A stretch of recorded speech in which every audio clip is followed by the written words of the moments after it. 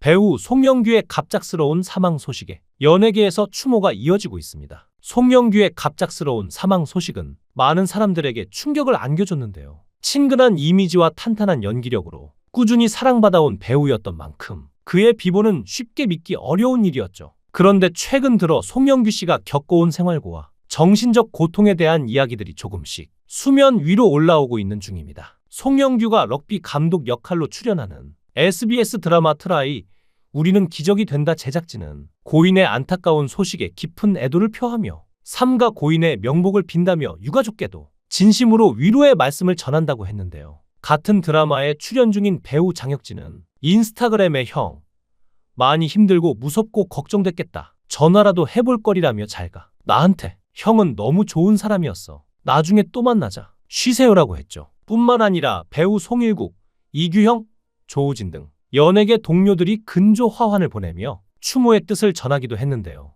송영규의 인스타그램 계정에는 고인이 2021년 마지막으로 올린 옛 게시물에 팬들의 추모 댓글이 이어졌습니다. 그곳에서는 행복하길 바란다. 조연이라 하기엔 늘 중심에 계셨던 멋진 배우였다. 등 팬들의 안타까운 추모 물결이 이어지고 있습니다. 한편 온라인에선 생전 고인이 과거 아파트에서 반지하 빌라로 이사해야 했던 사연이 재조명되면서 안타까움을 사기도 했는데요. 송영규는 약 4년 전 집 정리 프로그램 신박한 정리에 출연해 전에는 더 넓은 아파트에서 11년 거주했다며 두 딸의 교육 때문에 경제적 여유가 줄어들었다고 밝힌 바 있습니다. 당시 첫째는 미국에서 유학 중이고 둘째는 뮤지컬 전공이라 예고에 들어갔는데 유학비 부담이 너무 큰데 본인의 의지가 너무 강하고 잘하고 있어서 말릴 수 없었다며 그래 가라. 아빠가 열심히 뒷바라지 해볼게라고 했다고 말하기도 했죠. 송영규는 1994년 어린이 뮤지컬 머털도사로 데뷔해 최근까지 각종 영화와 드라마, 연극 무대에서 활약했는데요.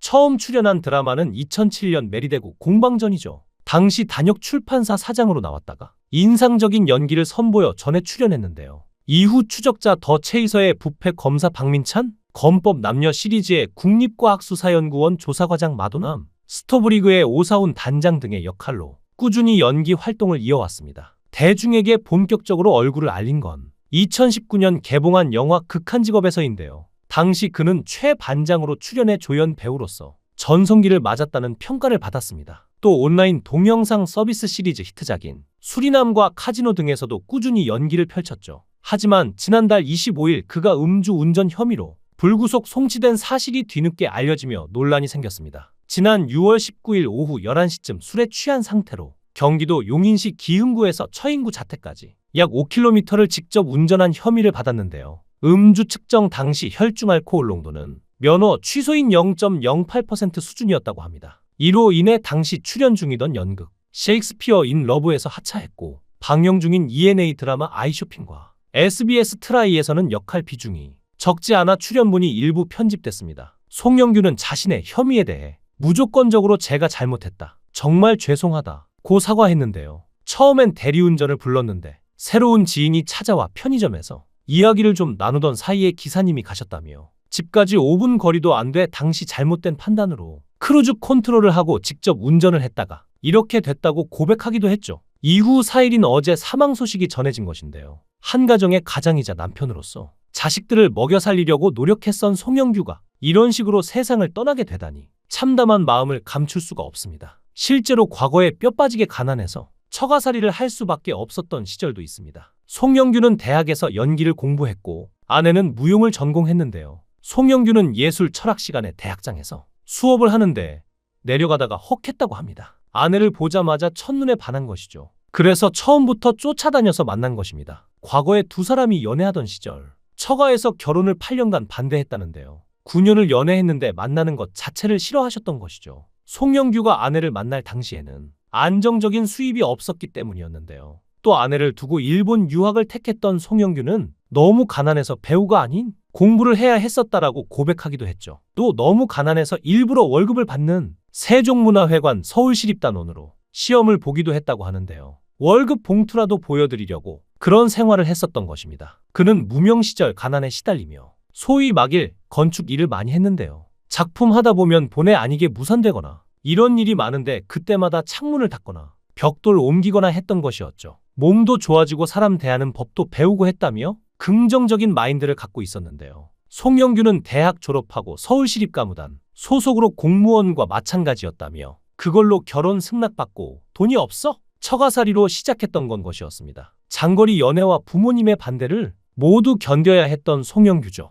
게다가 얼마 전까지 고층 빌딩에 유리창 청소를 했다고 밝혀 모두를 깜짝 놀라게 했는데요. 신혜라가 주변에서 알아보지 않았냐고 묻자 송영규는 신기하게 다 알아보시더라며 그때 11 드라마 출연 중이기도 했는데 그래도 알아봐 주시는 게 감사했다고 했죠. 또한 송영규는 극한 직업에 함께 출연한 류승룡과도 오랜 인연이 있는데요. 고등학교 때부터 친구인데 같은 대학에 같은 과에 다녔는데 송영규는 89학번, 류승룡은 늦게 들어가서 90학번이었다고 합니다. 송영규의 배우 인생의 가장 기억에 남았던 작품 중 하나는 1600만 관객을 동원한 영화 극한 직업이었는데요. 송영규는 당시에 영화가 잘 돼도 200만 관객이 될 거라고 생각했었다고 합니다. 그런데 현장이 너무 재밌었고 배우들이 똘똘 뭉쳤다고 하는데요. 송영규에게 극한 직업이 의미 있는 또 하나의 이유는 주연 배우이자 절친인 류승룡도 포함이었습니다. 고등학교 때부터 친했던 송영규와 류승룡은 극한 직업을 통해 동료 배우로 만나며 또 다른 추억을 쌓게 된 것이었죠. 송영규는 처음엔 류승룡이 캐스팅된 줄도 몰랐다는데요. 리딩 현장에서 만났는데 반가웠다고 하죠.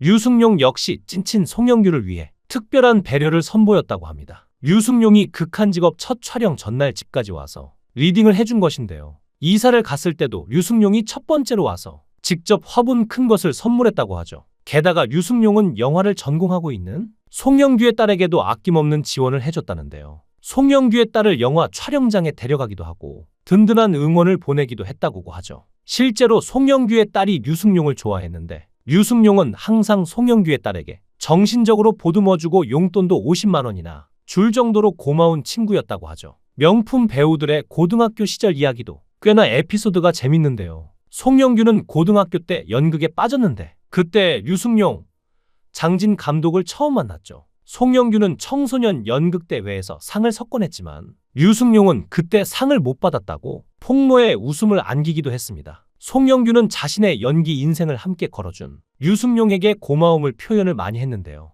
각자의 자리에서 대한민국의 수많은 관객, 시청자들을 울렸던 두 사람, 연극부 동기에서 믿고 보는 배우로 자리한 송영규, 류승룡의 명품 우정이 이렇게 끝나다니 정말 안타까운 마음을 감출 수 없습니다. 한 연예계 관계자는 송영규가 사건 이후 심적으로 매우 위축돼 있었고 활동을 거의 하지 못하다 보니 생활 자체가 무너져 내렸던 것 같다 전했는데요. 지인들 사이에선 최근 들어 식사도 제대로 못할 정도로 힘들어했다는 증언도 이어지고 있다고 합니다. 실제로 그는 한동안 연기 활동은 물론 광고나 방송에서도 모습을 보이지 않았죠. 결국 송영규가 짊어진 경제적 부담과 심리적 압박이 극단적인 선택으로 이어진 게 아니냐는 분석이 제기되고 있는 것이죠. 재기의 기회는커녕 모든 문이 닫혀버린 상황에서 그가 얼마나 외롭고 고통스러웠을지는 짐작조차 어려울 텐데 모쪼록 남은 가족들 역시 무너지지 않도록 누군가 지켜봐줘야 할 것 같습니다. 그의 연기와 인간적인 면모를 기억하며 깊은 안타까움과 추모의 뜻을 전합니다. 삼가 고인의 명복을 빕니다.